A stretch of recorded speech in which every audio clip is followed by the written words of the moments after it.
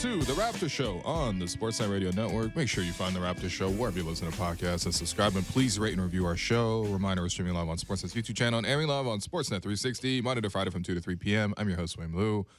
I'm joined by producer and co-host Alex Wong, who has stayed dry mercifully because he took an Uber to work. All it took was rain for him to take an Uber to work. So it was raining really hard though. You have to agree with me on that. No, I'm not gonna lie to you. 7 a.m. I woke up from a dream, and I don't remember what this dream was. We love to hear your dreams, man. Yeah, that was last year. Remember when you dreamt last year that Scotty, I think, went into Boston and like hit a hook shot in Game 7 or something in the conference finals? Yeah, this year. Actually, that might have been my dream. No, that was my dream. I remember that. Okay. It was a different tenure. We were doing the Magic Johnson comparisons, all that other stuff. And yeah, 7 a.m. I woke up because like you could hear hail on the window. And yeah, it was alarming. My cats were concerned as well. Are your cats okay? I mean, they're always fine. They just stay in the house and I know you're a big cats guy. No, so it was it was wild weather, but by the time we had to leave for work around 11, 12, you were perfectly good. 12. So. That's early. Yeah, your Toronto Raptors completed a 2-game sweep in Charlotte last night. 120-100 win.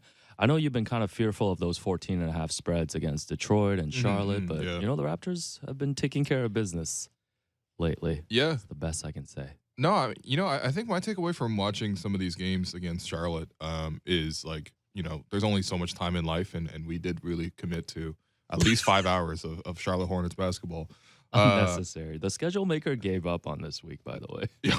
He got to the last week, and he just filled in some blanks. It's that LeBron meme, man. You know what? Here you go, 2 more with the Charlotte Hornets, okay? That's when LeBron, by the way, was infamously bragging about how he invented deluxe albums. Oh, my God. He invented deluxe albums because he added 3 tracks at the end. Right.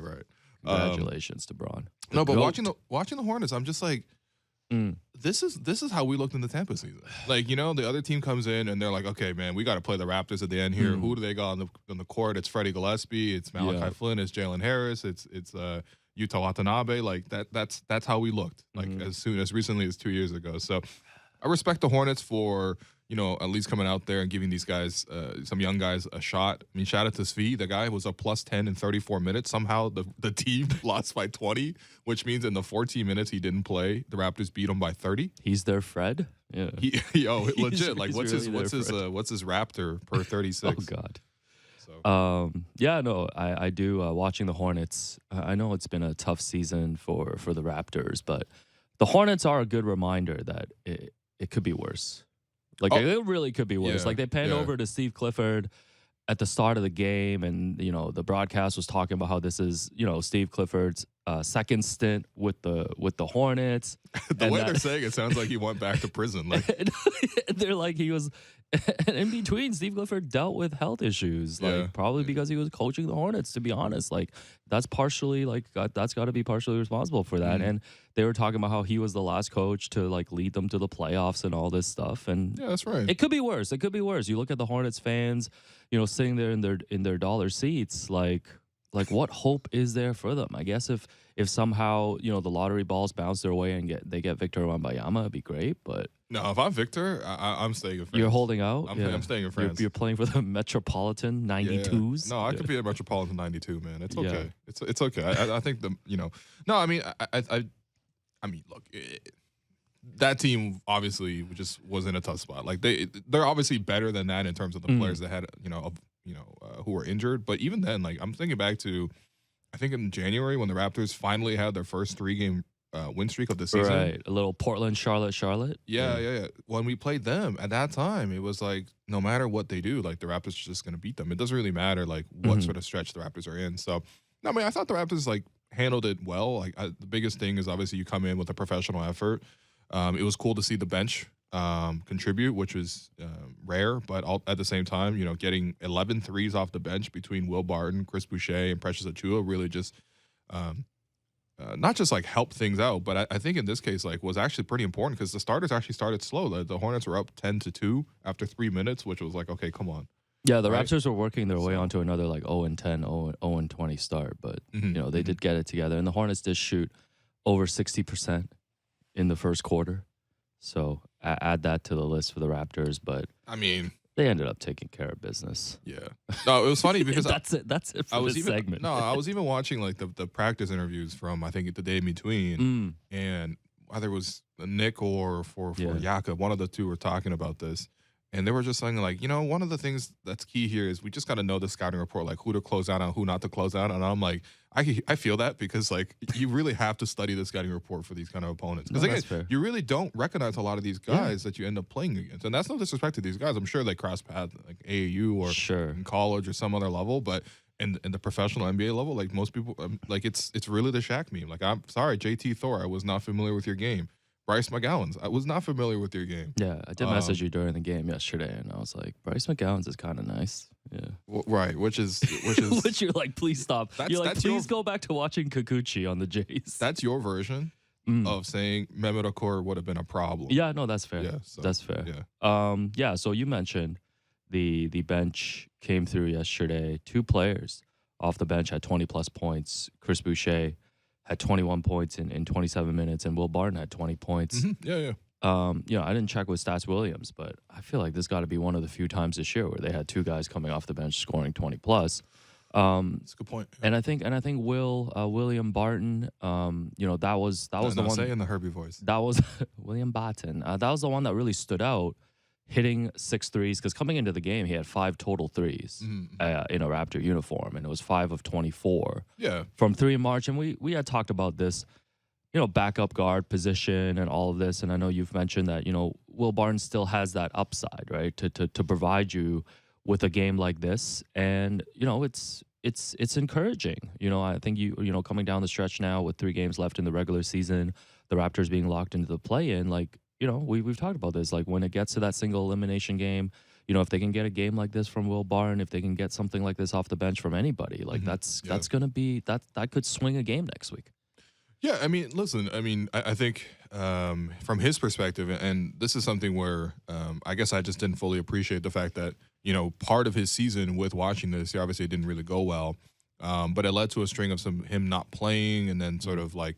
And then, of course, changing teams to Toronto. And I do feel like you kind of do have to find your rhythm again after not playing for a while. Now, of course, he had like a month here where it was just like, or not even a month, like 2 weeks where it was just really empty. And then, of course, he had the ankle injury. And so, I'm sympathetic to that portion of it. But I also think that this is just part of it is just statistical variation. In this case, it's he's been a pretty solid 3-point shooter for his career. His career average is 36%. Even as recent as last season, he averaged 15 points a game. And, that's just always been that aspect of his game that he's been able to score while they're coming off the bench or starting. Obviously, playing with Jokic and playing with like a pretty good offensive environment in Denver really helps. But, like no one's going to help him make open shots. Like that's up to him to make those. And he did get a lot of open shots in some of the previous games here in Toronto, and he just wasn't able to knock those down. And listen, obviously it's a very small sample when we're talking about a guy playing 13 games so far in a new team. But in those 13 games, Will Barton is now up to 36% from 3, based on what happened last night. And so this is just kind of how it goes. But I'm happy for him just because of the fact that, I'm sure he came here with a chance to play, which he's been given that. But he also probably wants to contribute towards a winning program. He's been part of winning programs in the past as well. So, he was able to do that last night. It really took the pressure off of a lot of the starters for having to score. Like Fred didn't have to play the entire fourth quarter, which is very rare. Yak only had to play 22 minutes. Scotty, even though he, ended up scoreless, didn't have to play in the fourth quarter. I think OG and Pascal took a little bit of time in the fourth quarter just to sort of like stay with the bench group, sort of make sure they're steady. And again, the worst thing you want to do is just like lose a game like this. And the worst thing for Charlotte is to win a game like this. So everybody got what they wanted. Everyone got what they wanted, including the people in the stands who paid the dollar to watch the game. Which honestly, I was thinking back on this, and it's just like, would you have paid $1 to see this? Come on, man. No, from the Hornets perspective, not from the Raptors perspective. Okay. Maybe you paid $1 just to come see like 20 assists from Fred, or the next game you want to see 20 points from Will Barton. Yeah, like that's worth $1 to us as a Raptor fan. Yeah, but for Hornets fans, would you have paid $1 to see like? I think just paying $1 just Xavier Sneed and Kai Jones. Shout out to Xavier Sneed, by the way, CBL legend. Oh, okay. I think just paying $1 just to be in the arena. Just for the NBA There's still arena lots of empty seats, even though there were $1. Yeah, there were a lot of empty seats. Can you slash lower than $1? I don't know. Yeah, I think at that point you just got to hand them out, man. That's a freebie. I don't think that would have been bad. Like you mentioned, some of the starters. Pascal had a great game. 22 points, 14 rebounds, 4 assists, 2 steals, 2 blocks. OG, there was some concern, obviously, after the ankle sprain in the first half of this back-to-back. And he came back yesterday, and he looked great, too. Yeah. In 29 minutes, had a couple of really ferocious dunks, too, there in the first half. And basically just looked really spry. So no concerns there, I want to say, about the ankle sprain. I don't think so. I mean, I think mobility was good, and I think it's notable. Again, like all this is within the context that they were playing. Like, I mean, it's not even Charlotte's B team. This is like their C team. Yeah. Right. But at the same time, like I think that one trend throughout the season was OG Anunoby was looking to do more offensively at the start of it, and he struggled in that context. A lot of his drives, for example, ended up in turnovers. That was a big point that I sort of was. Not even harping on, just tracking over the course of the season. And it was like 1 in every 5 drives he was turning over, which is just like way, way too high. And so part of that was just down to like the decision-making on his drives wasn't all that good, or he wasn't able to read where the defense was coming from. And, he had some of those bad reads. I thought last night, and again, this is within the context of playing the Hornets, but he made a lot of really balanced, careful drives to the basket where he knew when to go quick, he knew when to go strong. And he also knew when he could pull out a couple of moves. Like we saw OG score last night twice off drives where he was able to use the spin move to split 2 defenders in the lane and to get himself into a good spot. That's something that we just haven't seen as much as consistently as we have recently. Like there's a reason why OG in the last like 10, 15 games is like up to like 20 points a game on like 70% true shooting. He's not actually shooting more in terms of like his offensive role, in terms of just the numbers aren't that much bigger in terms of the volume. But what you're seeing now more and more is like the Raptors giving OG that opportunity to clear out, to attack, and he's doing well with those. I mean, for me, the key stats for it with OG is just turnovers, or even just the shots that he gets blocked. Right? It's similar to a lot of other guys who initiate offense. It's like those are obviously bad markers of sort of your ability to read the game. Sometimes you're not really recognizing where the help defense is coming from and stuff like that. I think OG's done a much better job of that recently. And so I'm hoping to see that continue to improve. Obviously, 2 games against Boston is going to be a much tougher test. And if he can continue this type of play, that'll be phenomenal. Because last night, he didn't even necessarily shoot the 3 well. I think he was 1 for 6, but he was still overall very effective in creating offense. So that's a pretty exciting development from OG. And again, if he can continue this over the course of the season, that's where I think the Raptors can get the best out of him and improve their bottom line. And I think that can also keep OG happy in terms of like, that's the bigger offensive role. Like if you can't get a bigger offensive role really, then they're clearing out one side of the floor for you and you can go to one-on-one in the post. Yeah, we've seen some games too. I think the one in recently in Milwaukee comes to mind when, there's certain segments of the game when OG's out there with the bench and, they're relying on him to be the primary scorer. And I think it's a really good point just going back to just the whole conversation over the course of this season, coming in. There was rumblings about, him being unhappy about his role, like you mentioned, like wanting to be more involved in the offense. I think that has to come from both sides, right? On the one side, it's the team and the coaching staff, the game plan, how are you going to feature him? But on the other side, like he has to earn that a little bit as well, right? Sure, yeah. So like when the opportunities are there, you're seeing now over this past stretch, like you mentioned, him taking advantage of it. So, maybe just bring everyone back and just a coaching change will get this team to the next step. But we're not talking Nick Nurse today? Okay. No, I'm so sick of this, man. Already?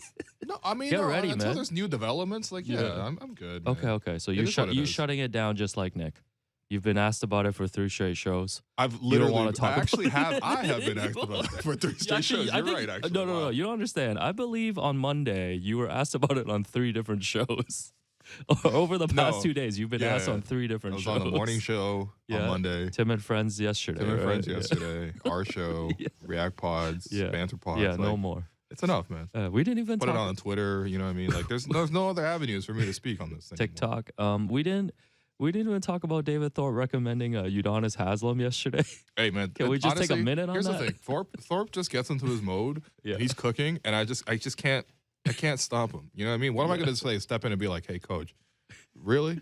Like, is this what we're doing? And honestly, like I do see the value in sort of like the fact that he's been playing so long. Oh, here we go. There's a respectability factor, but Alright. that one was unexpected for me for sure. Yeah, no, that was. But it definitely made me look up Ryan Pannone, by the way. Oh yes, Yeah. yeah. Shouts to Ryan. You mentioned Scotty went scoreless in 29 minutes, Yeah. 0 for 7 from the field. I mean, Scotty's obviously been playing well this second half of the season, especially recently. Yeah, for sure. And any concerns, like just looking at it from like I guess just like a 1-game sample here? No, because I was thinking back on the game, and I think there are times this season, and we've seen this pattern where like he doesn't really catch the flow of the game, right? And whether that's sort of like, he's not giving a lot of great energy to sort of like put himself in position to score, or like the tactics of the game for that night is just not flowing towards him, or sometimes he's just missing shots, right? And I think that last night was sort of a combination of the three of those. And we've seen times this season where he hasn't really been able to impact in the scoring aspect, until probably the fourth quarter. When, again, usually adjustments happen in the middle of the game. Of course, the intensity ramps up. Then you start to see a different sort of style of production. Of course, we've covered the fact that Scotty is, most productive in the fourth quarter. And last night he didn't even need to play in the fourth, right? But it did remind me of sort of this conversation that I was hearing. And we're going to go to a lot of clips today from Fred VanVleet's appearance on Strictly Hoops with CJ Miles. Oh, yeah, great podcast. Everybody should check that out. Yeah. Are we playing a clip right now? Okay. So I think it's important because I think the versatility aspect for this one is something where I'm going to send this clip to the producer because that's my job, and I did not do that before the show somehow. No, it's all good. I got you, man. But I think the more you expand your game, the more you're able to sort of avoid these kind of games where you're not included as much, right? Because the game can flow away from you if you only really play one way. Yeah, I'm gonna send the clip over. But Alex, please respond to what I just said. Yeah, so no, we'll catch up on the clip. What is this on-air breakdown that's happening right now? We need to have like hand signals when that happened. Yo, if Raptor Moments is listening right now, please clip that, man. I want to see that after. Brother. The other thing I wanted to talk about, we can circle back on the versatility thing. People that paid $1 last night also got to see Jeff Dowtin play in his 50th game. And, in his 50th game, now that's the maximum games allowed under his 2-way contract. And, a lot of chatter now is whether his contract is going to be converted, because if not, he's not going to be able to play in the rest of the remaining regular season games, and he won't be eligible for the play-in tournament or the playoffs. It's interesting to me because Michael Grange, who's on the road trip, did point out in his story after the game yesterday that he said that, quote, Toronto would need to convert Jeff Dowtin to a standard contract by Thursday in order for him to be eligible for the postseason, but that would also require the Raptors to waive somebody to create a roster spot. And he mentioned Joe Wieskamp as, I think, the most obvious candidate that everybody's pointed to. Thad Young was mentioned as well. We've mentioned that he's been DMP since the beginning of March. But Grange also said that the Raptors are loath to do it in terms of just cutting someone at this point in the season to create the spot, which I was kind of surprised by because I think the expectation as Jeff Dowtin was coming up to this 50-game mark was that they were going to waive someone like Joe Wieskamp, who has not been in the rotation since they brought him back, to make up the spot. Are you surprised by this? I am a little bit surprised. First off, I think Jeff Dowtin has been the guy who has produced in those minutes, and something that I think Nick has trusted him to play in these games. And again, we're not talking about a big role, and when he comes to the game, he doesn't really disrupt that much. Like last night, did he score? I'm not even sure. Right? Yeah, so he played 12 minutes and he scored 1 point. Yeah. Got you. Okay, yeah. So, but I do think that like this shouldn't be that hard. I mean, first off, I wouldn't cut Thad first and foremost. I was surprised to hear his name mentioned in the article. Sure. Yeah. I get the Thad perspective just because of like, okay, he's not in the rotation, just similar to Joe. But at the same time, I mean, like you brought in Thad for his veteran leadership, more so than you brought him in for his encore production, or maybe even more 50-50. And so there's that aspect. There's also the other aspect where you sign him to a contract that could be useful in the offseason where you could include in trades in terms of salary matching. His contract's only guaranteed for like about $1 million out of like the 5 or 6 that he's getting paid next year. So there is a value in that in terms of as an expiring. So I definitely wouldn't just cut that. Yeah. But yeah, I mean, a guy like Joe, like I mean, here's the thing, like this is probably going to only impact like a very, very small part of the game. But at the same time, when you're heading into the playoffs or even the play-in, and you might need something, right? What happens if, similar to that Sixers game last year, where Fred picks up a foul in the first minute and then he gets into foul trouble, or he picked up an injury throughout the course of the series, and we had no more guards to put in there. Like, you do need backups in place, and I think that Jeff has earned enough, both in the G League level and also in his stints here in Toronto with the Raptors, that like you need to sort of have him at least available for you. And he's done more than that than a guy like Jeff, or than a guy like than Joe. Like it's, it seems pretty simple to me, quite honestly. But I don't know. I guess we will see what the outcome is at the end of the day. But yeah, I mean, we should keep Jeff. It didn't even occur to me that we wouldn't actually retain him after all this. Yeah, I'm surprised by this. As of right now, he's not on the roster for tonight. Obviously they haven't made the move yet, so he wouldn't be eligible to play against the Celtics.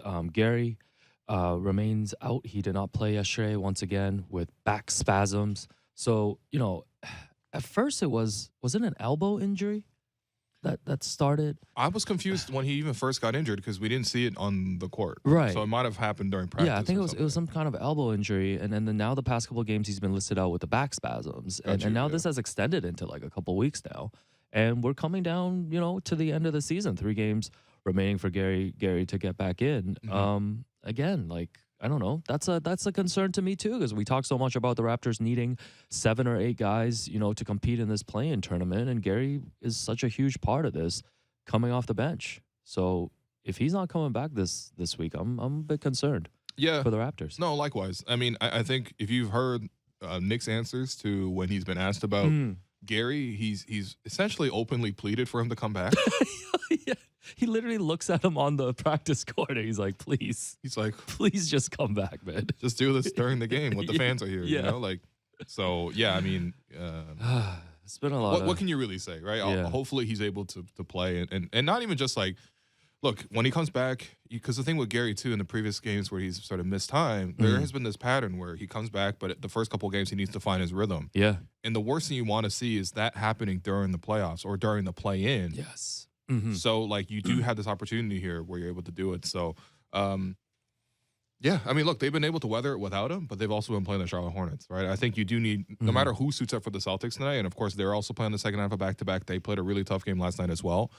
But I think for the Raptors, they need to have their best foot forward. And, yeah, obviously Gary's a huge part of that. I mean, again, like, for example, you're not going to beat the Celtics if you're only going to make, like, I don't know, 5, 6, 7 threes. Which, if you take out the Will Barton explosion last night, which obviously within the context of the season has been more of a rarity for Toronto, there's a very real chance the Raptors hit single-digit threes. Meanwhile, the Boston Celtics are phenomenal at shooting threes. Yeah. So, again, you might just lose the math problem if you don't have shooters available. And I think Gary had a pretty great game against the Celtics last time they played.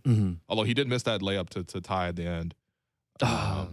And then Nick Nurse called timeout when they had a 4-on-1 fast break. God. But, hey, listen, it is what it is, man. That's a Payton Pritchard game. Yeah. Yeah, that was the Payton Pritchard, Grant Williams game. Raps are really just 2 at a time, eh? No threes. 2 at a time in Charlotte, 2 at a time in Boston.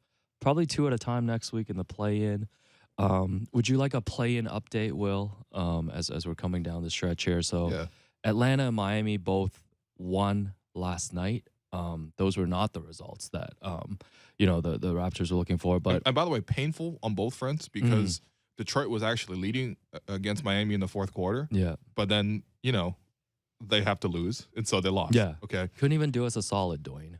Definitely, Dwayne Casey would not be doing Nick Nurse a solid. Okay. Second of all, the Hawks game. So it came out before the game that Trae Young was going to miss it. Yeah, and it was like, ooh, that's a big piece of the team. Yeah. Unfortunately, the Bulls were down the entire game, and even when they tried to make a push in the fourth quarter, I'm just like, this team is so mid. Yeah. Meanwhile, like, I don't know, like the Hawks rookies just came in and did stuff. Yeah. Jalen Johnson, AJ Griffin. What? Okay. Onyeka Okongwu, who's not a rookie anymore, but still a young player, was able to make a lot of great plays defensively. And, the Bulls never even got close. It was really sad watching that team.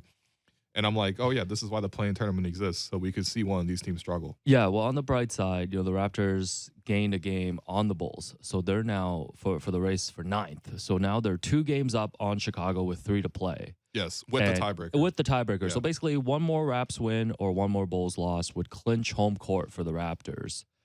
So they would clinch. You telling about clinching ninth? I'm telling you. We're talking about clinching ninth. I am reporting to the MLSE,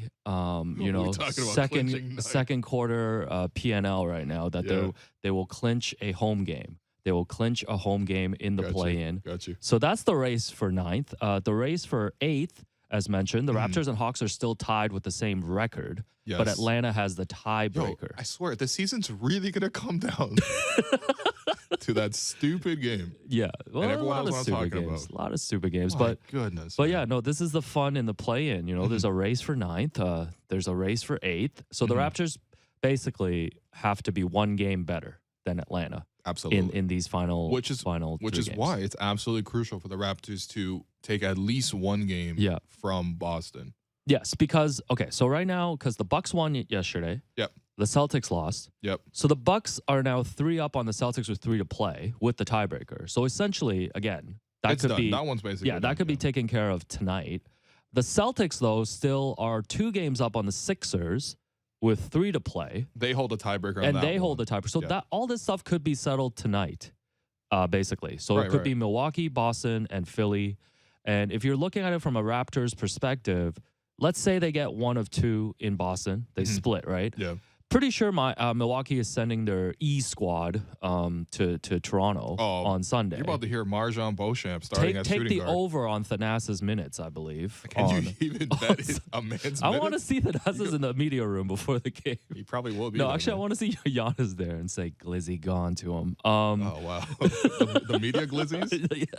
Hope they're not gone. But okay, the way to look at it for Toronto, if you're trying to get to the 8th spot here, is like if they go 2-1, so split in Boston, beat Milwaukee's E squad, then if they go 2-1, the Hawks would have to go 3-0. Yeah. Right, and actually the Hawks would only need to go 2-1 because if they tie, so it's gonna come down. It's that stupid it's looking game. tough I can't believe it because the Hawks have Washington tonight at home. That's a dub. Well, Trae Young is already, I believe, ruled out or he's questionable. It doesn't matter, man. So we'll see about that. We saw the Wizards, man. You know what, Danny Avdija? We need the best. We need that Gerald Henderson energy tonight. We need a generational game from Danny Avdija. Yeah, we need that. And then they host Philadelphia. Again, Philly could be playing for nothing by then. And then they close at Boston. Boston likely playing for nothing by then as well. So I would say right now, if you were to handicap it, I think the Raptors are going to finish 9th. And they will play next Wednesday at home against Chicago. And again, it's all because of that one game. Most likely. Honestly, the play-in, man, who invented the play-in, man? I'm sick of this. Yo, we know the guy's name. LeBron called him out by name, remember? Who's the LeBron James of play-in? Yeah, LeBron a couple of years ago was like the play-in is the dumbest thing, and then he got real quiet when the Lakers were in the play-in every year. Yeah. Well, then he said, I saw 3 rims and I was shooting. I just shot for the middle one. He did see that was also in the play-in. You know what? Oh my God. During the playoffs at one point, we have to draft all of LeBron's lies. No, we have to do a draft of LeBron's lies. All right. Well, all right. That was 28 minutes on Raptors Hornets. I can't wait. Don't try this at home. We're gonna have a react pod to Fred VanVleet's recent podcast appearance. Okay. Coming up on the other side of this program. But I've been your host, Will Lou. You've been listening to the Raptors Show on the Sportsnet Radio Network.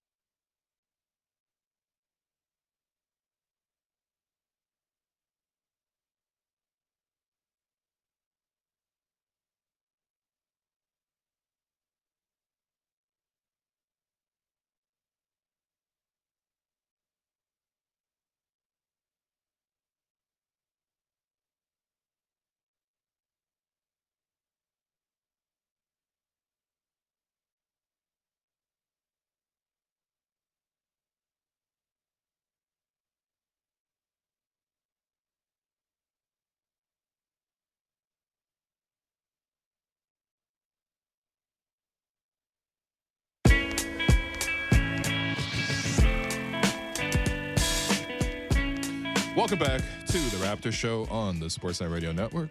I'm your host, William Liu. I continue to be joined by producer and co-host Alex Wong. So for the second half of the program, I mean, there's no other way to call this anything else other than a React pod.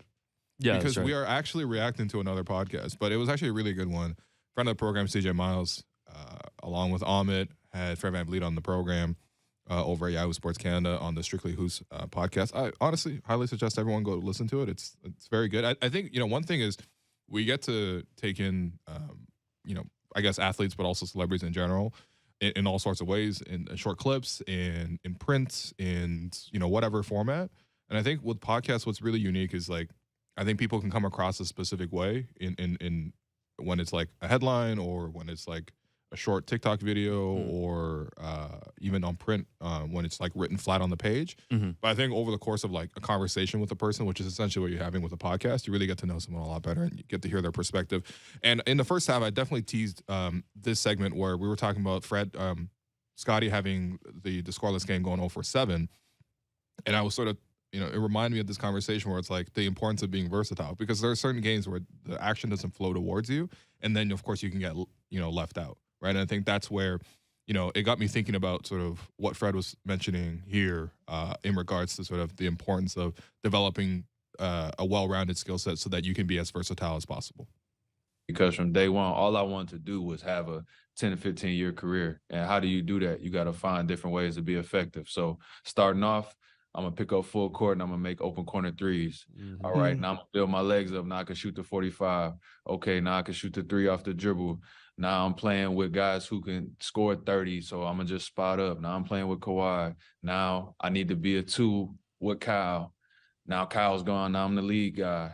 All-star, boom, come back. Okay, now we got young guys that we want to develop into wing stars. So, okay, it's time to try to figure something else off the ball.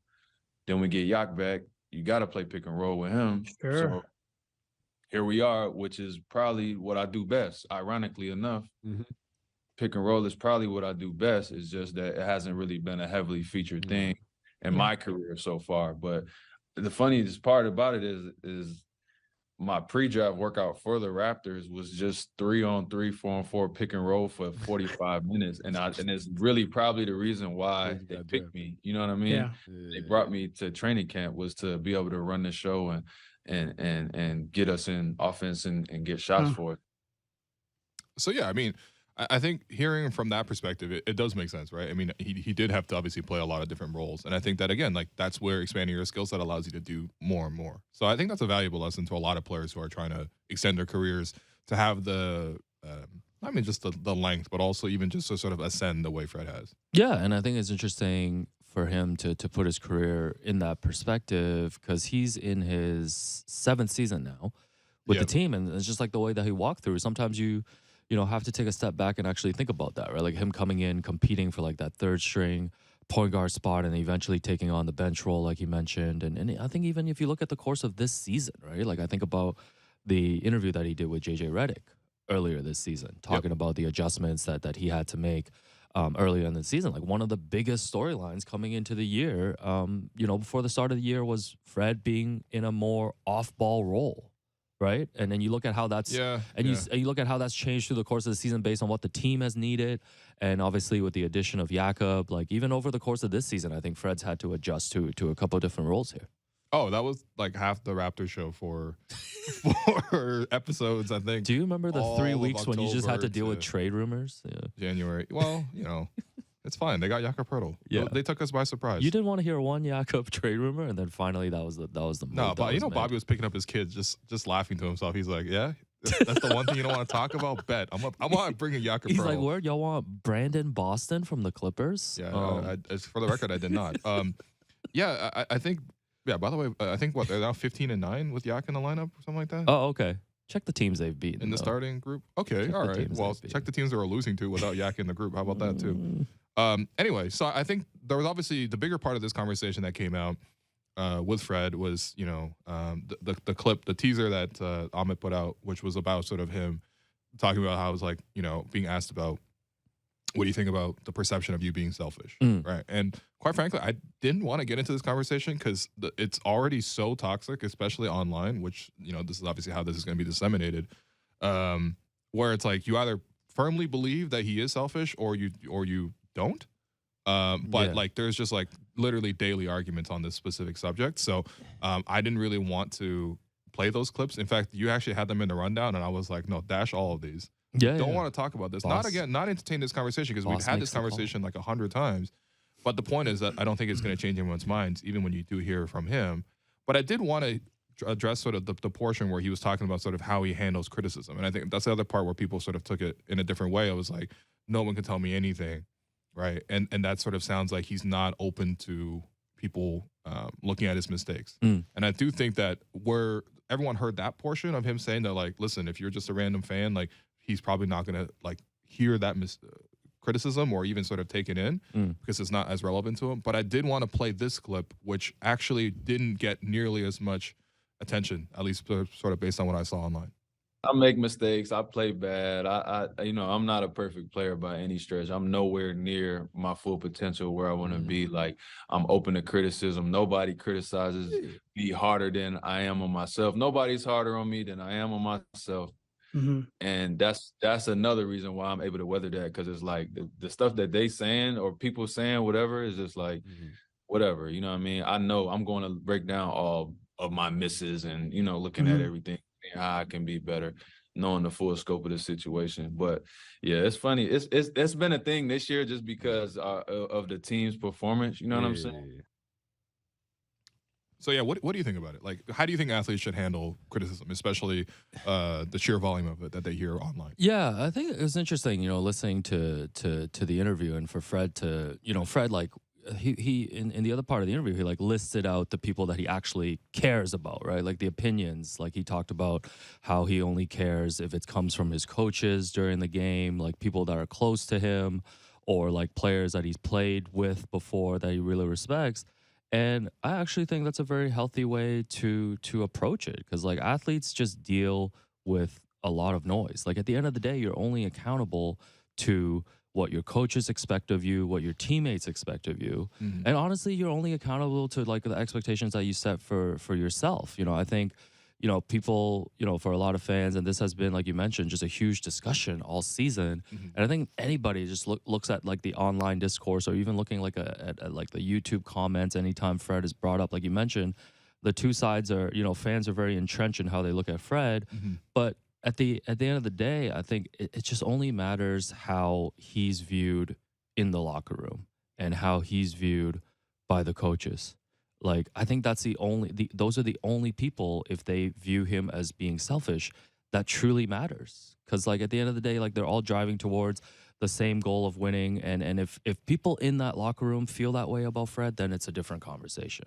Yeah, absolutely. I definitely agree with you. I think the separation here too is like, I don't think what he was saying is everybody who has an opinion outside of people who are in basketball circles and his basketball circle is invalid, or that they can't have an opinion. It's more that like he doesn't necessarily need to accept that. And again, like we're talking about like on a person on that scale, we're talking about thousands of feedback on his game every single game. And by the way, one of those is just like us doing this, right? Or another media outlet doing or their opinion on the game or their review of the game. And there's all of that, and it goes into it. And I'm pretty sure he doesn't care about what we say either, right? And again, that's the part that you have to sort of separate between the two. Clearly, there is sort of a process of sort of reflecting on sort of how to improve on mistakes, as I would expect out of any professional athlete. But like, I think the key here is not that no one can have an opinion about Fred unless you played on that high level. It's more that like you need to take in what actually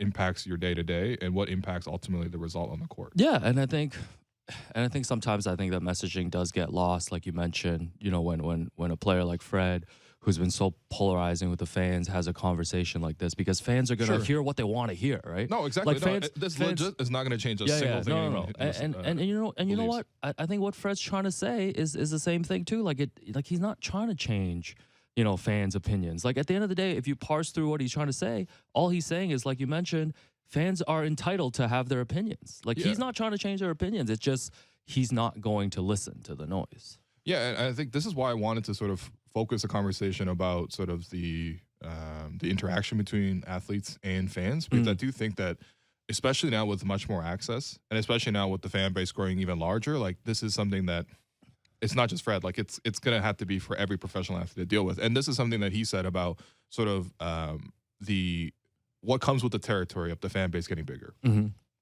We are one of the top markets in the league too. You know what I'm saying? So you got to realize that like some of these people is what are they venting, or they just saying what they feel, or they just starting whatever they trying to start something, they not trying to start something. Like the amount of attention that it gets is way more than like normal. You know what I'm saying? Because our basketball community as Raptor fans, especially post championship, has grown a lot. You know what I mean? Like there's a lot of crazy when I was there, and there's a lot of active engagement built around the team, and everybody have their own way that they engage in that. You know what I'm saying? So I don't really care. I don't take it personal. I don't look at it like it is what it is. Yeah, I mean, what do you think? Is that just sort of being able to handle the feedback on social media and being able to handle all the reception that comes with being a public figure? Is that just a key skill that is like not talked about enough when it comes to today's athletes? Oh yeah, definitely. Because like you look at Fred too this year, like he talked about how he had to like just basically get off of Twitter, right? Like he referenced too that in the first couple of years of his career, like he would search his name. Yeah, and when he was a younger guy. Yeah, I mean, literally, we had the same interaction with Chris Boucher. Yeah. Like so, the athletes that would do that. So I do think that this doesn't get talked about enough. I actually remember doing a story when I was at the Score. Talking to CJ about this exact thing, like how athletes are trying to manage their social media. And even back then, CJ was talking about, and this is probably like, I don't know, 4 or 5 years ago. CJ like, I got to turn off my comments on Facebook. No, but and MySpace. He's like, I got to deactivate Friendster. But like, even back then, he was talking about how like things just get very personal. Like we saw Chris Boucher reference that on his most recent podcast, and Fred talked about this too. I think this part of it is a brand new thing for like the modern day athlete, right? And it goes back to, and it's something that again Fred has referenced. I think for all these athletes, it goes back to like the circle that you keep around you as well, right? Like having that close friends group and having that, having the family members. Because both Fred and CJ also talked about how they've sometimes had to tell their wives to like stay off social because they're the ones that are sometimes wanting to go after. You see the same thing with Thad's wife. Yeah, exactly. Exactly. This is why positive Thad content only here. You don't want the smoke from I don't want no smoke. Yeah. But like, this is the other thing about sports too, though, when I think about it, and I think about how Raptors fans look at Fred, right? I want to say that it's no different from, say, like, I don't know, like any other fan base. Like when Lakers fans are very hard on, say, like a Danny Green during a season, right? But I think overall, the way that fans look at sports now is like, it's an entertainment product, and they look at it kind of like a soap opera TV show type. You know, when you watch Mad Men and stuff, there's like one character that you're probably super annoyed at. I don't know who that is. Maybe a Pete Campbell type. Or something. Pete Campbell. Yeah, something like that. Or Harry. But that's when fans follow a team over the course of a season, and they're able to not just see them play, they're able to see them conduct interviews, they're able to see their personal lives. Like, they start looking at it the same way as they treat any other entertainment product. Like, there's going to be people that they root for, people that they root against, and there's going to be people that they just single out and don't like. And I think Fred's in that position now for this fan base. I think the key difference there between like athletes and, as you mentioned, like some sort of actor is like people can see the difference. They can recognize that this actor is acting and that's a character, right? I think when it comes to like a real life soap opera, whether that becomes like a paparazzi situation with celebrities or even athletes, for example, like there is no divorcing of that. People just see them on the court, and if they just see that as there is no barrier. There's not like he's acting, right? And so, I mean, look, listen, there's definitely criticism, and I think obviously Fred addressed it. Like, you can't obviously accept all of it, and of course you have to sort of build yourself around it. But at the same time, like I do think that for the consumer, in terms of like how people perceive sports, like to me, it's sort of just like it's the same way like you would do with watching TV, as you mentioned, because people just attach themselves to a person and then make it a really personal experience, right?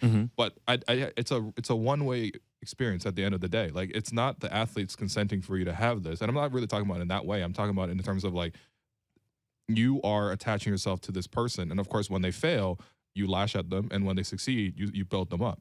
right? But like that's not how you would treat any normal person in your life. And that's what I'm talking about with the consent in terms of the one way. It doesn't really go both ways. And that's why athletes have to purposefully keep that distance. Because again, there's not a surprise to anybody, but there is a ton of negativity that you would have to deal with that, again, most people probably wouldn't be able to comprehend. And then this part, which I heard about as well on the program in terms of the fan toxicity, in terms of how bad it can get at the extremes, you really do have to shelter yourself from that.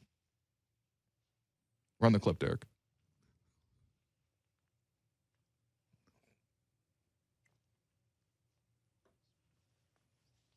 No, fan toxicity, please. Like, you can't fathom dealing with this on a daily basis. You know what I'm saying? Like, you can't fathom I hope your mom dies DM every day. Every day.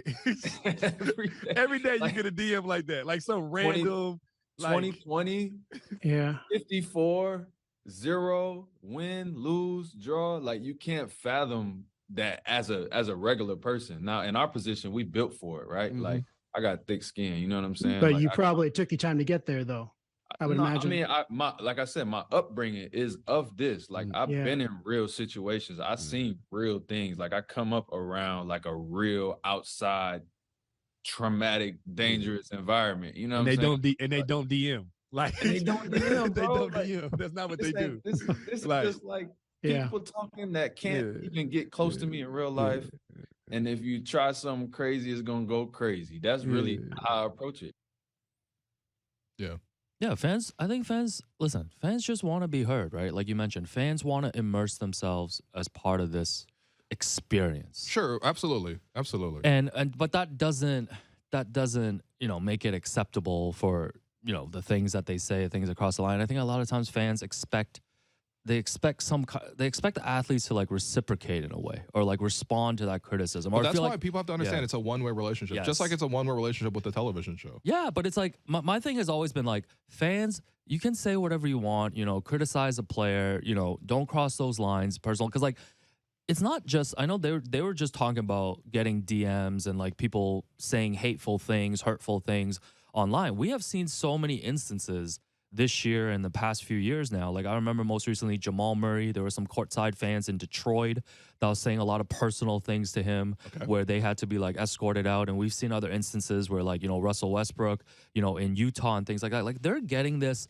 both in person at their like place of work and also online. Like the volume of it is just so excessive now. I always go back to fans can have their opinions. Fans can feel however they feel.